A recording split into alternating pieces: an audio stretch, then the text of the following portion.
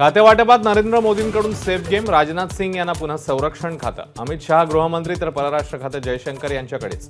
नितीन गडकरी पुन्हा रस्ते वाहतूक मंत्री, शिवराज सिंग चौहान यांच्याकडे कृषी आणि ग्रामविकास खातं तर जेपी नड्डांकडे आरोग्य मंत्रालयाची जबाबदारी, रेल्वे मंत्रालयाची जबाबदारी पुन्हा एकदा अश्विनी वैष्णव यांच्याकडे तर ज्योतिरादित्य शिंदेंकडे दळणवळण आणि ईशान्येतल्या राज्यांची जबाबदारी, रक्षा खडसेंना क्रीडा आणि युवक कल्याण राज्यमंत्रीपद तर प्रतापराव जाधवांना आयुष मंत्रालयाचा स्वतंत्र पदभार, अमित शहा असणार मुरलीधर मोहोळ यांचे बॉस, मोहोळ यांना सहकार खात्यामध्ये राज्यमंत्रीपद, कॅबिनेट मंत्रीपद न मिळाल्यानं शिंदे गट आणि अजित पवार गटात काहीशी खतखत, श्रीरंग बारणे आणि अण्णा बनसोडेंनी व्यक्त केली नाराजी, पदभार स्वीकारताच पंतप्रधान मोदींचे मोठे निर्णय, पीएम किसान योजनेच्या 17व्या हप्त्याच्या फाईलवर स्वाक्षरी, तर 3 कोटी कुटुंबांना प्रधानमंत्री आवास योजनेतून घरं देणार,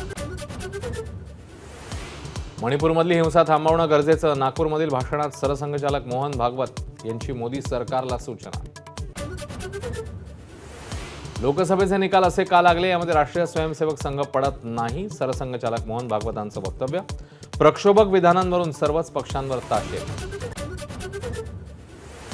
राष्ट्रवादी काँग्रेस उभारण्यात शरद पवारांचं मोठं योगदान, त्यांच्याबद्दल कृतज्ञता व्यक्त करतो, राष्ट्रवादी काँग्रेसच्या वर्धापन दिन मेळाव्यात अजित पवारांचं सूचक वक्तव्य,